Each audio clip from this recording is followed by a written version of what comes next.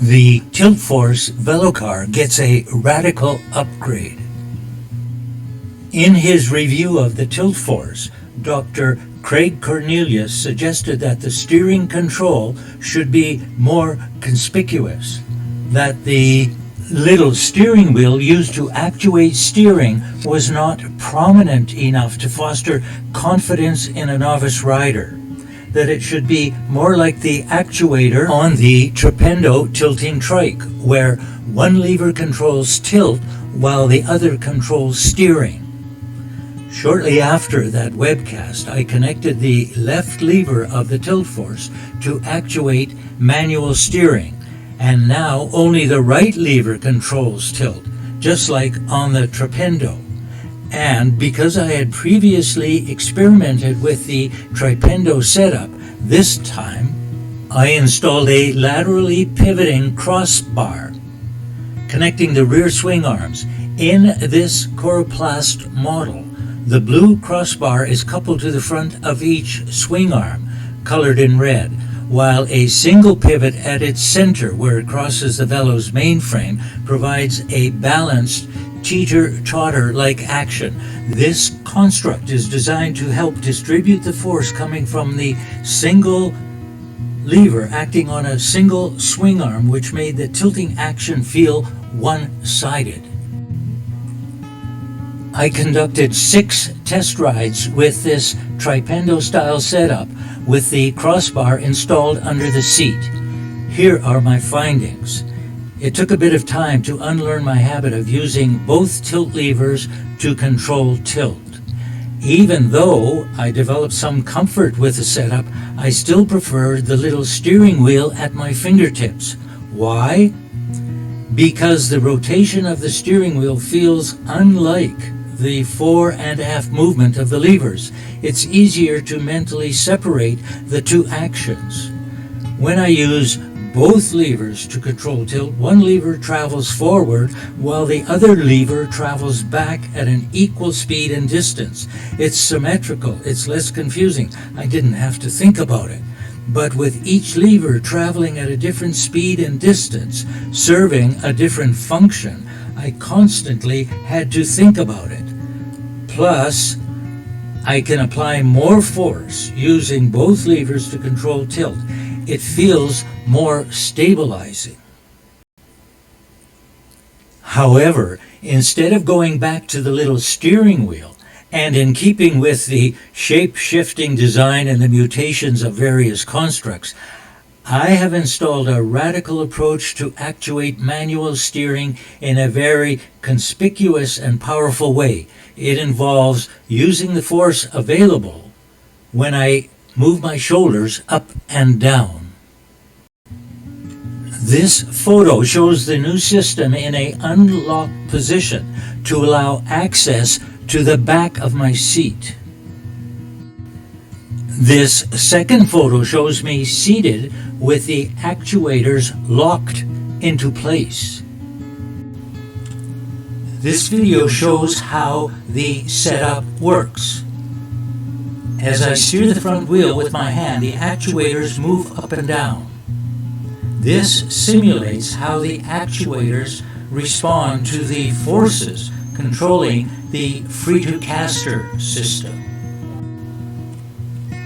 Next, I'm showing how easy it is to control steering. I simply raise my left shoulder to turn left and my right shoulder to turn right. I'm also showing the full range of steering multiple times, which, when riding, doesn't happen all at once or as quickly. So steering while riding is easier than it looks here. I find this arrangement to be very intuitive and very powerful. I believe it's a significant improvement over the 5 previous constructs that I developed since I decided that manual steering needs to be there, available, but must not interfere with the dynamics of caster steering. Here's a quick recap of the alternative constructs I've developed to actuate the steering linkage. I used my thumbs to press down on inverted hand levers. brake levers attached to the handles of each tilt lever. I use my thumb and fingers to actuate a double lever attached to the handle of the left tilt lever. I use the left tilt lever, Tripendo Style. I use that little steering wheel. Then I use the Tripendo Style again, but with a crossbar installed under the seat, and the shoulder actuated setup, which is my latest option. I like to think that my approach to making design decisions is probably normal. While I have forced myself to consider all reasonable options for each system and construct, I tend to stop seeking an alternative, a better alternative, when something works quite well, such as the little steering wheel at my fingertips. So I'm thankful for the review, which remotivated me to seek a couple more ways to actuate the manual steering linkage. On my test ride, I discovered that I don't have to use my shoulders very much because of Free-to-caster steering. On the straight section, I just relax my shoulders and let the Free-to-caster provide direction.